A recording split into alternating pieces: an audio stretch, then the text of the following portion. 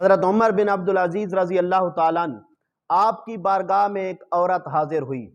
عراق سے وہ عورت چلی، وہ 5 بچیوں کی ماں تھی۔ اس کا خاوند فوت ہو گیا۔ اس نے سوچا کہ جا کے امیر المؤمنین کی بارگاہ میں عرض کروں گی، میری بچیوں کے لیے کچھ وظیفہ لگا دیں گے تو زندگی گزارنا آسان ہو جائے گی۔ جب چلتے چلتے آپ کے گھر کے قریب پہنچی تو کسی سے پوچھا کہ میں نے حضرت عمر بن عبدالعزیز کے گھر جانا ہے۔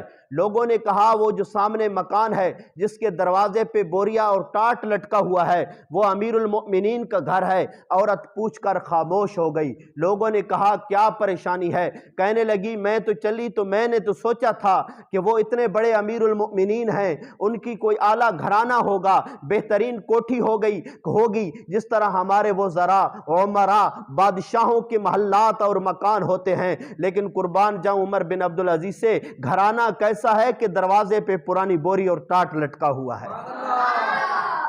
تو حضرت عمر بن عبدالعزیز کے دروازے پہ جب پہنچی، جا کے اس نے دستک دی تو اندر سے ایک خاتون آئی۔ اس نے جب دروازہ کھولا دیکھا کہ خاتون ہے تو اس نے عورت جان کر اندر بلایا۔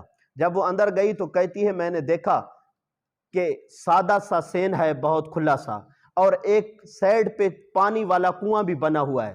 ایک چھوٹی سی جگہ بنی ہوئی ہے جہاں وہ عورت برتنوں کو مٹی اور صابن لگا کر کسی کے انتظار میں بیٹھی ہوئی ہے۔ تو کہتی ہے میں نے جا کے کہا میں نے امیر المؤمنین سے ملنا ہے۔ انہوں نے کہا بیٹھ جاؤ، ابھی آ جائیں گے۔ فرماتی ہے میں بیٹھ گئی اور میں سوچنے لگی شاید یہ اس گھر کی نوکرانی ہے، اس گھر کا کام کاج کرنے والی ہے۔ تھوڑی دیر گزری، پھر دروازے پر دستک ہوئی۔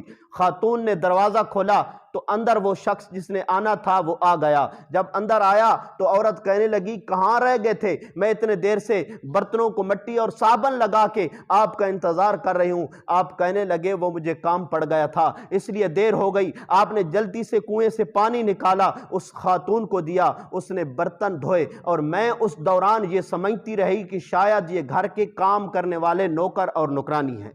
میں یہی خیال کرتی کام جو ایسا کر رہے تھے، حالت جو ایسی تھی ان کی۔ تو کہتی ہے جب انہوں نے پانی نکال کر دیا، انہوں نے جلدی سے برتن دھوئے، صاف کیے پانی کے ساتھ۔ صاف کرنے کے بعد انہوں اندر گئی، انہوں نے تھوڑا سا ایک برتن میں سرکہ ڈالا اور رات والی روٹی اٹھائی، اور وہ شخص ایک درخت کے نیچے بیٹھ گیا، انہوں نے دی، انہوں نے کھایا۔ جب وہ کھانے سے فارغ ہوئے تو وہ عورت مجھے کہنے لگی، وہ خاتون مجھے کہنے لگی کہ جا کر امیر المؤمنین سے بات کر لو۔ میں نے کہا ہاں یہ امیر المؤمنین ہے؟ انہوں نے کہا ہاں یہی امیر المؤمنین ہے جنہوں نے کنویں سے پانی نکالا ہے، یہی امیر المؤمنین ہے جنہوں نے درخت کے نیچے بیٹھ کر سرکہ کے ساتھ روٹی کھائی ہے۔ کہتی ہے میں بہت حیران ہوئی اور میں چلی، آپ کے قریب پہنچی۔ میرے ذہن میں یہ تھا کہ میریاں 5 بچیاں ہیں، اگر میری 3 بچیوں کا 100 درم سال کا انہوں نے لگا دیا تو کام آسان ہو جائے گا۔ کہتی ہے جب میں قریب گئی، میں نے اپنی وضاحت کی تو امیر المؤمنین مجھ سے معافی مانگنے لگے۔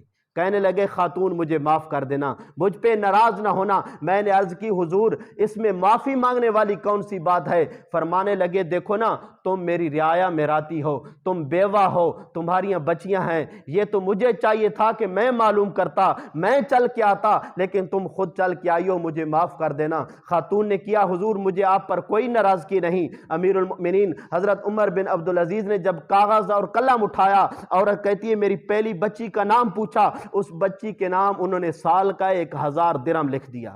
کہتی ہے میں نے کہا اللہ تیرا شکر ہے، اللہ تیرا شکر ہے۔ پھر انہوں نے دوسری بچی کا نام پوچھا۔ جب انہوں نے دوسری بچی کا نام پوچھا میں نے بتا دیا، آپ نے دوسری بچی کے نام بھی 1000 درم لکھ دیا۔ میں نے کہا اللہ تیرا بڑا شکر ہے۔ انہوں نے تیسری بچی کا نام پوچھا، جدو تیسری کا نام بتایا آپ نے تیسری کے نام بھی 1000 درم لکھا۔ میں نے کہا اللہ تیرا بڑا شکر ہے، تیری بڑی مہربانی ہے۔ جدو انہوں نے چوتھی بچی کا نام پوچھا، میں نے چوتھی بچی کا نام بتایا تے انہوں نے 1000 درم لکھا۔ تو میں نے پھر کیا اے عمر بن عبدالعزیز آپ کا اقبال بلند ہو، اللہ آپ کو عزت ترقیاں عطا فرمائے۔ جدو میں نے الفاظ بولے حضرت عمر بن عبدالعزیز نے اپنی قلم رکھ دی، کاغذ بھی رکھ دیا اور فرمایا میں نے 4 بچیوں کے نام 1000 دینار لکھ دیا، اب میں 5ویں بچی کے نام 1000 دینار نہیں لکھوں گا۔ عورت نے عرض کی حضور وجہ کیا ہے؟ فرمایا جب میں نے پہلی دوسری اور چوتھی کا نام لکھا تو اپنے رب کا شکر ادا کیا، میں اپنے اللہ کے ساتھ جڑا ہوا تھا۔ اب جب پانچویں کا نام آیا تم نے اللہ کا شکر کرنے کے بجائے میری تعریف کی، میرا رابطہ اللہ سے ٹوٹ گیا ہے۔ فرمایا یہ میرے نفس کو زندہ کرتا ہے، اس لیے اپنی دوسری بچیوں کو کہنا کہ اپنی بہن کو بھی اپنی طرف سے حصہ پورا کر دینا۔ سامعین عزیز شام، وہ عورت جب وہ رکہ لے کر عراق کی طرف گئی، آپ نے فرمایا عراق کے گورنر کو جا کے یہ دے دینا۔ جب چلتے چلتے عراق کے گورنر کے پاس پہنچی، رات گزاری، صبح کا وقت ہویا، عراق کے گورنر کو وہ رکہ دیا۔ جب اس نے دیکھا وہ چیخیں مار کر رونے لگا۔ اس عورت نے کہا جناب گورنر صاحب کیا پریشانی ہے، کیوں رونے لگے ہو؟ آپ نے فرمایا کہ جس عمر بن عبدالعزیز کا رکہ لے کر تم آئی ہو وہ رات کو انتقال فرما گئے۔ وہ عورت بہت پریشان ہوئی، عورت بھی رونے لگی اور کہنے لگی حضور اللہ ان کے اقبال کو بلند کرے، بہت اچھے انسان تھے، لیکن یہ بتاؤ اب میری بچیوں کا کیا ہوگا؟